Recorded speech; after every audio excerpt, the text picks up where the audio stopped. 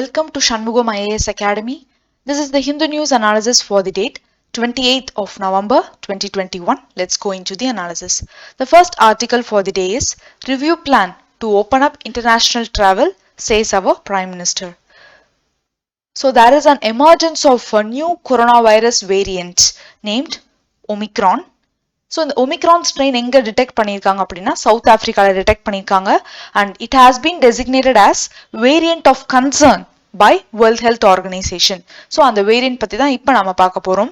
So what is omicron அப்படின்னு வந்து பார்த்தோம்னா, so number of new cases in South Africa has been increased fourfold corresponding with the introduction of this new variant.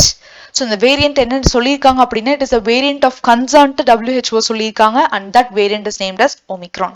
So what is variant of concern அப்படின்னு வந்து பார்த்தோம்னா, திடீர்னு ஒரு variant வந்து பாத்தீங்கன்னா அதிகமா டிரான்ஸ்மிட் ஆகுது, அதனால அதிக பேர் வந்து சிக் ஆகுறாங்க. A considerable reduction in the neutralization of antibodiesனால அது நியூட்ரலைஸ் ஆகல from the previous infection or immunization for this variety. அதாவது இம்யூன் சிஸ்டமும் வந்து ப்ராப்பரா ஃபங்க்ஷன் ஆகல because of the attack of this variant அப்படின்னா அதுதான் variant of concern அப்படின்னு வந்து சொல்லுவாங்க. Besides, it might be the result of decreased treatment or vaccination efficiency or diagnostic detection failures. So diagnosis பண்ணி அதை ப்ராப்பரா diagnosis பண்ணாததுனால ஒரு சில ஃபெயிலியர்ஸ் ஏற்படும், அதனாலயும் வந்து இது வந்து ஒரு வேரியன்ட் ஆஃப் கன்சர்னா மாறதுக்கான வாய்ப்புகளும் இருக்கு அப்படிங்கிறதும் சொல்லியிருக்காங்க. Possible attributes of a variant of concern. There is an evidence of a negative influence on diagnosis, treatments and immunizations. அதாவது நம்ம என்ன ட்ரீட்மெண்ட் and என்ன டயக்னோஸ் பண்ணாலும் அதுக்கான ஒரு எந்த பலனும் இல்லைன்னு சொல்லுவாங்க இல்லையா, ஸோ அதையும் வந்து வேரியன்ட் ஆஃப் கன்சர்ன் அப்படின்னு சொல்லலாம். Evidence of a significant reduction in the sensitivity to one or more therapeutic classes. Evidence of a diminished vaccine-induced protection against severe illness. Evidence of increased transmissibility, evidence of worsening of the disease. Disease is no worsen ஆயிட்டே போகுது, severe illness, increased transmissibility, இது எல்லாமே வந்து ஒரு symptoms of அது வந்து அந்த ஒரு particular variant of concern அப்படின்ட்டு declare பண்றதுக்கு. So that's all about this article. Next is about lawmakers do not access the impact of laws. So November 26 we all know that it is celebrated as the Constitution Day. So on the Constitution Day celebrationsல Chief Justice of India NV Ramana அவர் என்ன சொன்னாரு அப்படின்னு பார்த்தோம்னா, many people misunderstand the role of judiciary அப்படின்னு சொல்லியிருக்காரு. Some people think that it is the role of judiciary to make the laws. So அதை வந்து தப்பா புரிஞ்சுட்டு இருக்காங்க அப்படிங்கறதும் சொல்லியிருக்காங்க. அதாவது ஜுடிஷியரியோட வேலை வந்து லா மேக் பண்றது கிடையாது, கவர்மெண்டோட ஒவ்வொரு ஆர்கனோட ஜாப் என்ன அப்படிங்கறத பீப்புள் வந்து எப்பயுமே கிளியரா வந்து புரிஞ்சிருக்கணும் அப்படிங்கறதும் சொல்லியிருக்காரு. So we all know that there are three organs in the government. One is executive, legislature and judiciary. So இதில் லா மேக்கிங் யாரு பண்ணுவா அப்படின்னா it is done by legislature. So அவங்க தான் வந்து லாஸ் வந்து மேக் பண்ணுவாங்க. அதே எக்ஸிக்யூட்டிவோட வேலை என்ன, அந்த லாவை இம்ப்ளிமெண்ட் பண்றது, அதுதான் வந்து எக்ஸிக்யூட்டிவோட வேலை. ஜுடிஷியரியோட வேலை என்ன, சப்போஸ் அந்த லா வந்து அகைன்ஸ்ட் த கான்ஸ்டிடியூஷனா இருந்தது அப்படின்னா அதை வந்து ஜுடிஷியல் ரிவ்யூ பண்ணி அந்த லா வேணுமா வேண்டாமா, whether it is against the constitution or in அப்படிங்கிறத செக் பண்றது தான் வந்து என்னன்னா ஜுடிஷியரியோட ஜாப். ஸோ இதுதான் வந்து ஆர்கன்ஸ் ஆஃப் தி கவர்மெண்டோட various role. So next article is about Covaxin elicits immune memory to virus, study finds. So let's see about this article. So recently study found that vaccine generates, அதாவது இந்த கோவாக்சின் வந்து inject பண்றவங்களுக்கு எல்லாத்துக்கும் it generates antibodies and easily detectable memory B cell and T cell responses in many recipients. So இதோட details வந்து பார்க்குறோம் அப்படின்னா, most vaccinated persons, அதாவது கோவாக்சின் பண்ணி இன்ஜெக்ட் பண்ணியிருக்காங்க இல்லையா, so most vaccinated persons of Covaxin have cellular immunological responses in the form of memory B cells and memory T cells, indicating that the immune system வந்து குயிக்கா வந்து ரெஸ்பாண்ட் பண்ணுது because of Covaxin அப்படிங்கிறதும் சொல்லியிருக்காங்க. What are memory B cells அப்படின்னு வந்து பார்த்தோம்னா, it's a kind of B lymphocyte. Long-lived plasma cells and memory B cells carry B cell memory which is created after a first pathogen exposure. அதாவது first pathogen exposureக்கு அப்புறம் create ஆகிறதா வந்து என்னன்னா memory B செல்ஸ்ன்னு சொல்லியிருக்காங்க. So திருப்பியும் ஏதாவது fresh ஆன்டிஜென்ஸோட நம்ம confront பண்ணியிருக்கோம் அப்படின்னா memory B cells can trigger better and increase responses. So memory B cells இருக்கிறதுனால அது வந்து இன்னமும் பெட்டரான ரெஸ்பான்சஸ் வந்து அதுக்கு ஹைன்ஸ்டா கொடுக்குது அப்படிங்கறதா வந்து memory B cells. Memory T செல்ஸ்னா வந்து என்னன்னா they are antigen specific T cells that survive for a long time after an infection has been passed. அதாவது இன்ஃபெக்ஷன் வந்ததுக்கு அப்புறம் அந்த ஆன்டிஜன் வந்து ரொம்ப நேரம் வந்து ரொம்ப நாட்கள் வந்து நம்மளோட உடம்புல இருக்கும் அப்படின்னு சொல்லியிருக்காங்க. சப்போஸ் வந்து திருப்பியும் வந்து அதே ஆன்டிஜனுக்கு வந்து நம்ம ரீஎக்ஸ்போஸ் ஆனோம் அப்படின்னா நம்மகிட்ட ஆல்ரெடி இந்த மெமரி டி செல்ஸ் இருக்கு இல்லையா, ஸோ திருப்பியும் அந்த மெமரி டி செல்ஸ் வந்து it is reexpose to the exact invading antigen அப்படின்னா அது வந்து அந்த டி செல்ஸோட நம்பர்ஸ் வந்து ரொம்ப அதிகமா மல்டிப்ளை ஆயிரும் அப்படின்னு சொல்லியிருக்காங்க. ஸோ தட் அந்த நம்மள அட்டாக் பண்ண வர இன்ஃபெக்ஷனை வந்து எவ்வளோக்கு எவ்வளவு தடுக்க முடியுமோ அவ்வளோ சீக்கிரமா வந்து அது ப்ரிவென்ட் பண்ணும் அப்படின்னு சொல்லியிருக்காங்க because of the presence of memory T cells. So இப்போ என்ன சொல்ல வராங்க அப்படின்னா because of injecting Covaxin memory B cells and T செல்ஸோட ரெஸ்பான்ஸ் ரொம்பவே நல்லா இருக்கு அப்படிங்கறது தான் வந்து இந்த ஒரு பர்டிகுலர் ஸ்டடியோட result. So next article is about cyber enable financial crime அப்படிங்கறத பத்தின ஒரு சர்வே கண்டக்ட் பண்ணியிருக்காங்க பை தி இன்டர்பால். ஸோ இந்த operation coordinated by Interpol. So இந்த கண்டக்ட் பண்ணும்போது கிட்டத்தட்ட 20 கண்ட்ரீஸ் வந்து அதுல பார்ட்டிசிபேட் பண்ணியிருக்காங்க. மோர் தேன் 1000 இண்டிவிஜுவல்ஸ் வந்து அரெஸ்ட் பண்ணியிருக்காங்க இதுல. So let's see about that financially அதாவது cyber enable financial crime. So recently Interpol coordinated an operation with the enforcement agencies in more than 20 countries highlighting the global threat of cyber-enabled financial crime. So what is the cyber-enabled financial crime அப்படினா ransomware, extortion scams, identity theft, money laundering and other financial crimes are examples of cyber-enabled financial crime. So because of the cyber facilities use பண்ணி crime பண்ணுவாங்க, அதே வந்து அது financial oriented இருந்தது அப்படினா it is called as cyber-enabled financial crime. So it is not about ஒரு bank அக்கௌண்ட்டையோ இல்ல ஒரு பிட்காயின் வேலட்டையோ வந்து ட்ரெயின் பண்றது கிடையாது இது. So it's about stealing the IP. So ஒருத்தவங்களோட ஐபிஏவே என்ன பண்ணிடுறாங்க, ஸ்டீல் பண்ணிடுறாங்க. ஸோ என்னென்ன global efforts to prevent this kind of crime அப்படின்னா there is a program called HE2. It was conducted by Interpol. அதுல வந்து போலீஸ் கிட்டத்தட்ட ஒரு 1000 இண்டிவிஜுவல்ஸ் வந்து அரெஸ்ட் பண்ணியிருக்காங்க underlining the global threat of cyber enable financial crime. So இந்த it's a 3-year project and it is a second set of operation launched to tackle the cyber-enabled financial crime. So next article is about Anti-Money Laundering Rapid Response Protocol. So the Anti-Money Laundering Rapid Response Protocol has been vital to effectively intercepting the illegal payments in various HE situations. The findings என்ன reveal பண்ணிருக்காங்க அப்படின்னு வந்து பார்த்தா increase in crimes caused by COVID-19 pandemic has not subsided. So next article is about purple notices from the Interpol. Based on the findings during the operation. So in the operation based upon the findings, the Interpol வந்து multiple public purple notices வந்து issue பண்ணிருந்தாங்க. So police alerts that seek or provide information on modus operandi, objects, devices and concealment methods used by the criminals.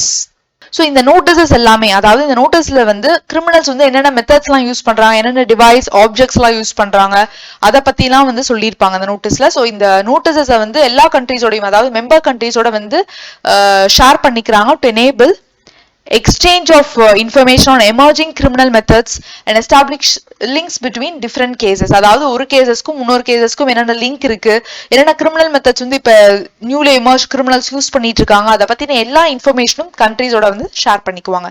So அதுதான் வந்து purple notices from the Interpol. So next article is about 1 and 2 deliveries in private hospitals through the C-section. So recent வந்து National Family Health Survey data release பண்ணியிருந்தாங்க.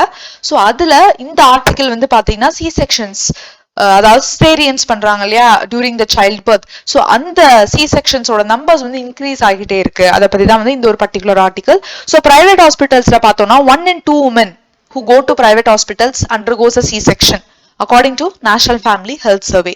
So C-sections ஓட நம்பர்ஸும் வந்து பாத்தீங்கன்னா வந்து especially in private hospitals it is the increasing trend. So கிட்டத்தட்ட 40.9% இருந்து 47.4% வந்து increase ஆயிருக்கு அப்படின்னு சொல்லியிருக்காங்க. ஸோ மெடிக்கல் ஜஸ்டிஃபிகேஷன் இருக்கு, அதாவது சி செக்ஷன்ஸ்னால அந்த maternal mortality, prenatal mortality or morbidity வந்து கம்மியாயிருக்கா அப்படின்னு வந்து பார்க்கலாம். ஸோ அக்கார்டிங் டு WHO வந்து பாத்தீங்கன்னா வந்து த ஐடியல் ரேட் வந்து இந்த சி செக்ஷன்ஸோட ஐடியல் ரேட் எவ்வளவு இருக்கணும்னா 10% இருந்து 15% தான் வந்து இருக்கணும்னு சொல்லியிருக்காங்க.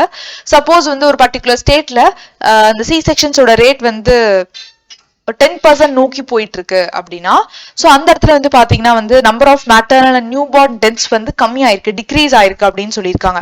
சோ அதே வந்து இந்த ரேட் வந்து அந்த 10% மேல போயிடுச்சு அப்படின்னா there is no evidence that the mortality rate வந்து இம்ப்ரூவ் ஆயிருக்கா இல்ல கம்மியா இருக்கா அந்த மாதிரி வந்து அதாவது அந்த டெத் ரேட் குழந்தை பிறக்கிறப்ப அந்த டெத் ரேட் வந்து கம்மியா இருக்கா இன்க்ரீஸ் ஆயிருக்கா அந்த மாதிரியான எந்த ஒரு எவிடன்ஸும் இல்ல அப்படின்னு சொல்லியிருக்காங்க. சப்போஸ் வந்து 10க்கு கம்மியா ஒரு ஃபார் எக்ஸாம்பிள் இப்ப பீகார்ல எல்லாம் வந்து பாத்தீங்கன்னா நம்பர் ஆஃப் சி செக்ஷன்ஸோட ரேட் வந்து பாத்தீங்க அப்படின்னா 3.5% தான். So in public health facilities எல்லாம் which indicates that its inability to critical care to provide critical care to prevent the maternal and infant deaths. அதாவது அவங்கனால வந்து critical care வந்து ப்ரொவைட் பண்ண முடியல to prevent the maternal deaths and the infant deaths அப்படின்னு சொல்லியிருக்காங்க. So நிறைய states and union டெரிட்டரிஸ்ல வந்து பாத்தீங்க அப்படின்னா where private hospitals conduct 7 or 8 out of 10 deliveries through the C-sections. So 10 deliveries ஒரு நாளைக்கு வருதுன்னா அதுல 7 to 8 வந்து they are going for C-section தான். ஸோ என்னென்ன ஸ்டேட்ஸ்ல அது அதிகமா யூஸ் பண்றாங்க C-sections பார்த்தோம்னா west Bengal, Jammu and Kashmir, Tamil Nadu, Andaman Nicobar and Assam. So ஒரு சில ஸ்டேட்ஸ்ல வந்து பாத்தீங்கன்னா முன்னாடி புவர் ரெக்கார்ட்ஸ் தான் இருந்தது இதுல, but there is a sudden jump or big jump in such surgeries ன்னு சொல்லியிருக்காங்க. அந்த மாதிரியான ஸ்டேட்ஸ் வந்து பார்த்தோம்னா அசாம், ஒடிஷா, பஞ்சாப், தமிழ்நாடு அண்ட் கர்நாடகா. So கிட்டத்தட்ட 26 states and union territories வந்து they have shown rise in C-sections especially in the private hospitals. So what about public hospitals அப்படின்னு பார்த்தா public hospitals வந்து கொஞ்சம் increase தான் ஆயிருக்கு அப்படிங்கறதும் வந்து சொல்லியிருக்காங்க. ஸோ இது வந்து நம்ம சி செக்ஷன்ஸ் வந்து இட்ஸ் பிகாஸ் ஆஃப் அந்த கமர்ஷியலைசேஷனால மட்டும்தான் அப்படின்னு நம்மளால சொல்ல முடியாது.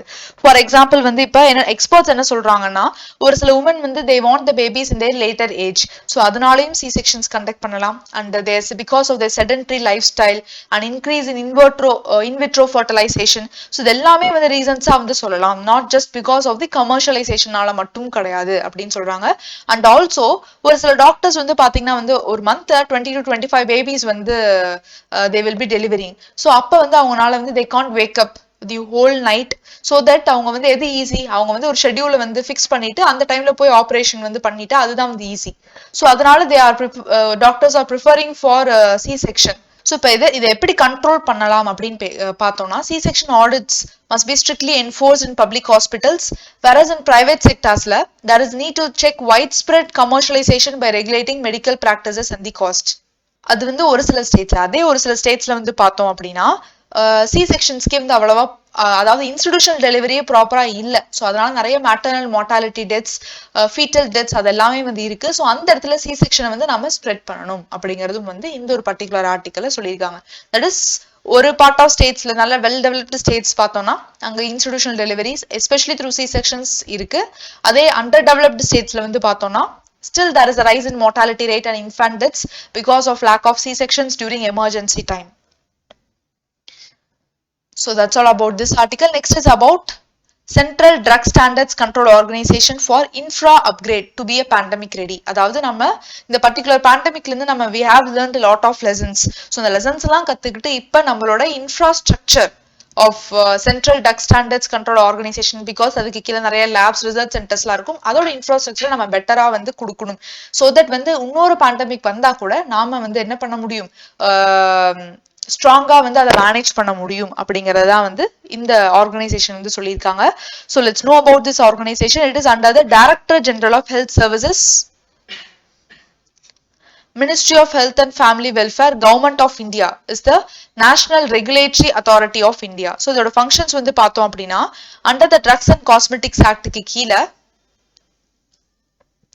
Central Drug Standard Control Organization is responsible for the approval of new drugs, conduct of clinical trials, laying down the standards for drugs, control over the quality of imported drugs in the country, and coordination of activities of State Drug Control Organization by providing expert advice with a view to bring about uniformity in the enforcement of Drugs and Cosmetics Act.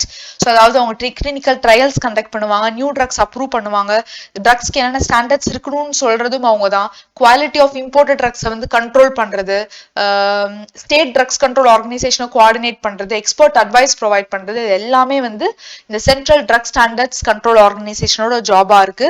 So this organization along with the state regulators oda சேர்ந்து they are jointly responsible for grant of licenses of certain specialized categories of critical drugs such as blood and blood products. So next article is about what will a legal guarantee of MSP involve அப்படின்னு சொல்லியிருக்காங்க. So here we have to know about so எம்எஸ்பினா என்ன அப்படிங்கறத நம்ம first பார்க்கலாம். So MSP we all know that it is known as the minimum support price. Suppose இப்போ ஒரு agricultural கம்யூனிட்டியை ஃபார்மர்ஸ் இருந்து கவர்மெண்ட் டைரக்டா வந்து ப்ரொக்யூர் பண்ணிக்குவாங்க. அண்ட் அப்ப வந்து ஃபார்மர்ஸ்க்கு they will be giving the price. So அதுதான் எம்எஸ்பின்னு சொல்லுவாங்க. இது எல்லா கிராப்ஸ்க்கும் தர மாட்டாங்க. They will be fixing MSP for certain crops. So என்னென்ன கிராப்ஸ்க்கு எம்எஸ்பி ஃபிக்ஸ் பண்ணியிருக்காங்களோ அதுக்கு மட்டும்தான் கவர்மெண்ட் ஃபார்மர்ஸ்க்கு எம்எஸ்பி ரேட்ல அமௌண்ட் வந்து கொடுப்பாங்க. ஸோ இது எதுக்காக அப்படின்னா திடீர்னு வந்து ப்ரைஸ் வந்து ரொம்ப கம்மியாயிரும். ஸோ அந்த மாதிரியான சுச்சுவேஷன்ஸ்ல இருந்து ஃபார்மர்ஸை ப்ரொடெக்ட் பண்றதுக்காக தான் எம்எஸ்பி ரேட் அப்படிங்கறத கொண்டு வந்திருக்காங்க. ஸோ இட்ஸ் கைண்ட் ஆஃப் ஒரு கேரண்டி மாதிரி கவர்மெண்ட் வந்து ஃபார்மர்ஸ்க்கு கொடுக்குற ஒரு கேரண்டி. அதாவது ஈவன் வந்து மினிமம் ப்ராஃபிட்டாவது வந்து ஃபார்மர்ஸ்க்கு கிடைக்கணும் அப்படிங்கிறதுக்காக கொடுக்கறது தான் வந்து இந்த எம்எஸ்பி ரேட். ஸோ எப்படி வந்து எம்எஸ்பி ரேட் வந்து இந்த கிராப்ஸ்க்கு வந்து கொடுக்குறாங்க அப்படின்னா இது வரைக்கும் பார்த்தீங்கன்னா எவ்ரி இயர் வந்து 23 கிராப்ஸ்க்கு வந்து எம்எஸ்பி ரேட் வந்து கொடுப்பாங்க கவர்மெண்ட். ஸோ இதை எதை பேஸ் பண்ணி ஃபிக்ஸ் பண்றாங்க அப்படின்னா it is based on 1.5 times the production cost. So the 1.5 times the production cost. அந்த ப்ரொடக்ஷன் காஸ்ட் எப்படி ஃபிக்ஸ் பண்றாங்க அப்படின்னா they will be taking the account of paid out cost and also imputed value of unpaid family labor. இது ரெண்டையுமே வந்து calculate பண்ணிக்குவாங்க. So paid out காஸ்ட்னா farmers எதுக்கெல்லாம் செலவு பண்றாங்க, சீட்ஸ்க்கு, ஃபர்டிலைசர்ஸ்க்கு, pesticides, fuel, irrigation, hired workers and leased land, இது எல்லாத்துக்குமே வந்து கொடுக்குறாங்க. ஸோ அதே மாதிரி imputed value of unpaid family labours, அதாவது ஒரு சில ஃபேமிலி லேபர்ஸ்க்கு வந்து பாத்தீங்கன்னா they will not be getting the salary. So அது எல்லாத்தையுமே வந்து அக்கௌண்ட்ல எடுத்துக்கிட்டு தான் அந்த எம்எஸ்பி ரேட் வந்து ஃபிக்ஸ் பண்றாங்க. இப்போ ஃபார்மர்ஸ் யூனியன் வந்து என்ன சொல்றாங்கன்னா இது மட்டும் போதாது, you should also take in to account about rentals, capital assets. So அது எல்லாத்தையுமே வந்து நீங்க அக்கௌண்ட்ல எடுத்து தான் எம்எஸ்பி ஃபிக்ஸ் பண்ணணும் அப்படிங்கிறதும் வந்து ஃபார்மர்ஸோட சஜஷன். ஸோ ஒரு எம்எஸ்பி ஃபிக்ஸ் பண்றதுக்கு முன்னாடி கவர்மெண்ட் எந்தெந்த ஃபேக்டர்ஸ் எல்லாம் எடுத்துக்கணும் அப்படின்னா காஸ்ட் ஆஃப் ப்ரொடக்ஷன் ஆல்ரெடி சொல்லியிருக்கேன், அண்ட் டிமாண்ட் சப்ளை சிச்சுவேஷன்ஸ் எடுத்துக்கணும், டொமஸ்டிக் அண்ட் இன்டர்நேஷனல் ப்ரைஸஸ் எடுத்துக்கணும், inter crop price parity and agricultural செக்டாருக்கும் நான் அக்ரிகல்ச்சரல் செக்டாருக்கும் உள்ள ட்ரேட் அதையும் வந்து இது எல்லாத்தையுமே கன்சிடர் பண்ணிட்டு தான் எம்எஸ்பி அப்படிங்கிறத ஃபிக்ஸ் பண்ணணும் அப்படின்னு சொல்லியிருக்காங்க. ஸோ கிட்டத்தட்ட வந்து எம்எஸ்பி வந்து பாத்தீங்கன்னா வீட் அண்ட் ரைஸ் கிராப்ஸ்க்கு தருவாங்க and 10 to 20% of the select pulses and oil சீட்ஸ்க்கும் தருவாங்க அப்படிங்கிறதும் சொல்லியிருக்காங்க. இப்ப என்ன கேக்குறாங்க ஃபார்மர்ஸ் அப்படின்னா எம்எஸ்பிக்கு லீகல் பேக்கிங் வேணும், அதாவது ஒரு லா வேணும். சோ தட் வந்து கான்ஸ்டன்டா வந்து எம்எஸ்பி அப்படிங்கிற ஒரு விஷயம் வந்து கண்டினியூ ஆயிட்டே இருக்கும் அப்படிங்கிறதும் வந்து ஃபார்மர்ஸ் வந்து கவர்மெண்ட் வந்து கேட்டிருக்காங்க. ஸோ இந்த எம்எஸ்பி வந்து நாட் ஒன்லி டு சர்டன் அந்த 23 கூட்ஸுக்கு மட்டும் இல்லாம கமோடிட்டிஸ்க்கு மட்டும் இல்லாம even it has to extend to the fruits and vegetable, அந்த ஃபார்மர்ஸ்க்கும் வந்து எக்ஸ்டெண்ட் ஆகணும் அப்படிங்கிறதும் வந்து சொல்லியிருக்காங்க. ஸோ அதுக்கும் வந்து லீகல் பேக்கிங் வேணும் அப்படிங்கிறதும் சொல்லியிருக்காங்க. ஸோ லீகல் பேக்கிங் கொடுத்தோம்னா என்னென்ன ப்ரோஸ் அப்படின்னு வந்து பார்த்தோம்னா ஒரு ப்ரொடெக்ஷன் வந்து ஃபார்மர்ஸ்க்கு கிடைக்கும் against the price rise or price fall அப்படிங்கிறதும் தெரியுது. ஸோ ஈவன் பிரைவேட் பிளேயர்ஸ் வந்தாலும் கூட அவங்களும் வந்து எம்எஸ்பி ரேட்டுக்கு டெஃபினட், அதாவது ரொம்ப கம்மியா வாங்காம எம்எஸ்பி ரேட்டுக்கு அவங்க மினிமம் எம்எஸ்பி ரேட்டுக்காவது வாங்கணும். ஸோ அதுக்காகவாது வந்து லீகல் பேக்கிங் கொடுக்கணும் அப்படின்னு சொல்லியிருக்காங்க. அண்ட் எல்லா கிராப்ஸ் அண்ட் எல்லா ப்ரொடியூசர்ஸையும் வந்து இந்த எம்எஸ்பிக்கு கீழே கொண்டு வரணும். பிகாஸ் இப்போ வந்து பாத்தீங்கன்னா ஒரு 2 ஸ்டேட்ஸ் மட்டும் தான் வந்து அதிகமா வந்து எம்எஸ்பியால பெனிஃபிட் ஆகுது, பஞ்சாப் அண்ட் ஹரியானா. மித்த ஸ்டேட்ஸ்லாம் வந்து எம்எஸ்பிஸால வந்து பெருசா பெனிஃபிட் ஆகல. ஸோ டெஃபினட்டா எல்லா crops and all the products எல்லாமே வந்து இந்த எம்எஸ்பிக்கு கீழே கவர் ஆகணும் அப்படின்னு சொல்லியிருக்காங்க.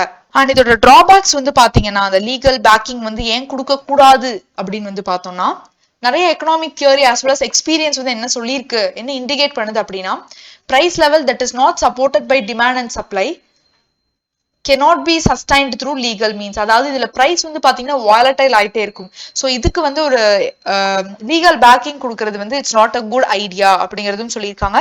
அது மட்டும் இல்லாம ஸோ எம்எஸ்பி வந்து ஒரு லீகல் ரைட்டா வந்ததுன்னா procurement will skyrocket in terms of volume and also வந்து பாத்தீங்கன்னா இன்ஃப்ளேஷன் வந்து ரொம்ப அதிகமாயிரும். பிகாஸ் வந்து எல்லா ப்ராடக்ட்ஸோட பிரைஸும் வந்து அதாவது கவர்மெண்ட் வந்து அதிகமான விலைக்கு தான் ஃபார்மர்ஸ் இருந்து வாங்குவாங்க. ஸோ 50 rupeesக்கு ஃபார்மர்ஸ் இருந்து வாங்குறாங்கன்னா ஒரு 75 rupeesக்கு என்ன பண்ணுவாங்க, பீப்புள்கிட்ட வந்து விற்பாங்க மார்க்கெட்ல. ஸோ அதுல நிறைய இன்டர்மீடியரிஸ் இருப்பாங்க. ஸோ ஃபைனலா பீப்புளுக்கு வந்து சேரும்போது it will be 100 kind of that. So அந்த இன்ஃப்ளேஷன் அப்படிங்கிறது ரொம்ப அதிகமாயிரும் அப்படின்னு சொல்லியிருக்காங்க. அண்ட் WTO வந்து எம்எஸ்பி வந்து ஒரு பேட் சப்சிடி அப்படின்னு சொல்லியிருக்காங்க. பிகாஸ்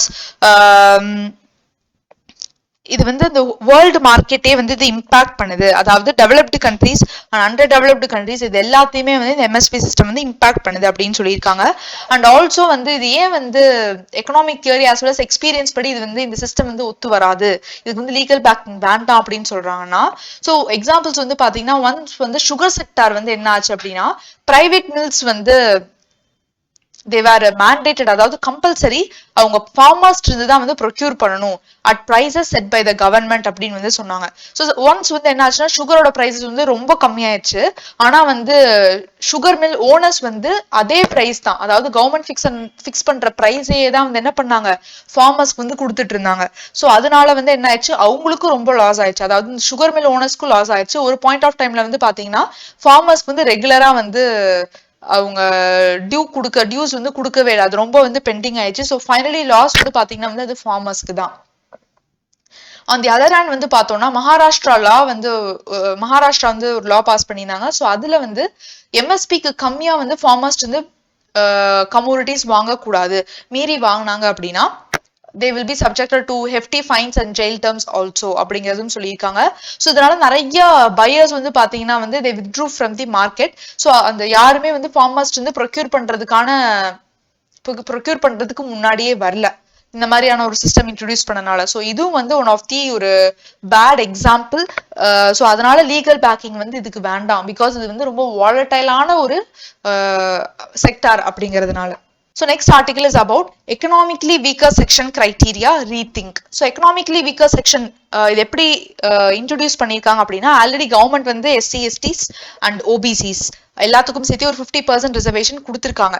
ஸோ இதுல எக்கனாமிக்லி வீக்கர் செக்ஷனும் வந்து இப்போ ஆட் பண்ணிருக்காங்க 2019ல 103rd கான்ஸ்டிடியூஷன் அமெண்ட்மெண்ட் ஆக்ட் மூலமா. ஸோ 10% ரிசர்வேஷன் வந்து எக்கனாமிக்லி வீக்கர் செக்ஷனுக்கு வந்து கொடுக்குறாங்க. ஸோ இந்த செக்ஷன் ஆட் பண்றது மூலமா it added clause 6 to article 15. It empower the government to introduce special provisions for economically weaker sections among the citizens except those in the classes that already enjoy the reservation. அதாவது education இன்ஸ்டிடியூஷன்ஸ்ல அது private R public எது வேணாலும் இருக்கலாம். So அங்க economically weaker செக்ஷன்ஸ்க்கு 10% reservation கொடுக்கணும்னு சொல்லியிருந்தாங்க. And also வந்து article 16ல class 6 add பண்ணாங்க, எம்ப்ளாய்மெண்ட்லி ரிசர்வேஷன் கொடுக்கணும், அதாவது எக்கனாமிக்லி வீக்கர் செக்ஷன்ஸ்க்கு அப்படிங்கறத சொல்லியிருந்தாங்க. ஸோ கான்ஸ்டிடியூஷன் என்ன சொல்லியிருந்தாங்கன்னா சோஷியலி எஜுகேஷனலி பேக்வர்ட் கிளாஸஸ் தான் வந்து கொடுக்கலாம் ரிசர்வேஷன், எக்கனாமிக் கிரைட்டீரியாவை அவங்க சொல்லவே இல்லை. ஸோ காங்கிரஸ் கவர்மெண்ட் வந்து they try to introduce 10% quota for the poorer people among the general category. But அது சுப்ரீம் கோர்ட் கம்ப்ளீட்டா என்ன பண்ணிட்டாங்க, ஸ்ட்ரக் டவுன் பண்ணிட்டாங்க, because it is not a part of the constitution அப்படின்ட்டு. So Supreme Court ரூலிங்கை over rule பண்றதுக்காக தான் government வந்து இந்த 103rd அமெண்ட்மெண்ட் பாஸ் பண்ணி எக்கனாமிக்லி பேக்வர்ட்னஸ் வந்து ஒரு கிரைட்டீரியாவா வந்து இன்ட்ரடியூஸ் பண்ணியிருக்காங்க. ஸோ இதை எதை பேஸ் பண்ணி ஃபிக்ஸ் பண்ணியிருக்காங்க அப்படின்னா லைக் ஓபிசிஸ் மாதிரி இதுக்குமான இன்கம் சீலிங் வந்து 8 lakhs தான் வந்து ஃபிக்ஸ் பண்ணியிருக்காங்க. அது மட்டும் இல்லாம சப்போஸ் 8 lakhsக்கு மேல இருந்தாங்க அப்படி இல்லைன்னா வந்து 5 or more acres of agricultural land or residential plot 1000 square feetக்கு மேல இருந்தது or residential plot of 100 square yards and more in the notified municipalities and a residential plot of 200 square yards and more in other areas. So இந்த மாதிரியான இதுல category இருந்தாங்கன்னா அவங்க வந்து economically weaker செக்ஷன்ஸ்க்குள்ள வரமாட்டாங்க. So இது இந்த ப்ரொவிஷன்ஸ்க்குலாம் கம்மியா இருந்தா மட்டும்தான் அவங்க வந்து எக்கனாமிக்லி வீக்கர் செக்ஷன்ஸ்க்கு கீழவே வருவாங்க. ஸோ கோர்ட் இப்போ என்ன கொஸ்டின் பண்றாங்கன்னா ஓபிசியோட கிரீமி லேயருக்கும் 8 lakh தான் இன்கம் சீலிங் வச்சிருக்கீங்க, எக்கனாமிக்லி வீக்கர் செக்ஷனுக்கு இதே தான் வந்து இன்கம் சீலிங் வச்சிருக்கீங்க. ஸோ இது ப்ராப்பரா சர்வே பண்ணி அதை ஃபிக்ஸ் பண்ணீங்களா, அதுக்கான ஒரு டிரான்ஸ்பரன்சி ஒரு ஜஸ்டிஃபிகேஷன் கொடுங்க அப்படிங்கிறத கேட்டிருக்காங்க, அதை கிரிட்டிசைஸ் பண்ணியிருக்காங்க. அண்ட் ஆல்சோ வந்து மெட்ரோபாலிட்டன் ஏரியால ஒரு டைப் ஆஃப் சர்வே பண்ணணும், அதே மாதிரி நான் மெட்ரோபாலிட்டன் ஏரியால வந்து ஒரு டைப் ஆஃப் சர்வே அண்டர்டேக்கன் பண்ணணும். ஸோ அந்த கிரைட்டீரியாவையும் வந்து நீங்க ப்ராப்பரா வந்து எடுத்தீங்களா இல்லையா அப்படிங்கிற ஒரு டிரான்ஸ்பரன்சி இல்ல அப்படிங்கிறதும் சொல்லியிருக்காங்க. ஸோ பர்ச்சேசிங் பவர் பார்த்தீங்கன்னா ரூரல் ஏரியாஸ் அண்ட் அர்பன் ஏரியாஸ்ல டிஃபர் ஆகும். Like as I already said metropolitan area non metropolitan ஏரியால டிஃபர் ஆகும். ஸோ இது எல்லாத்தையும் பேஸ் பண்ணி தான் நீங்க இந்த கிரைட்டீரியாவை ஃபிக்ஸ் பண்ணியிருக்கணும்.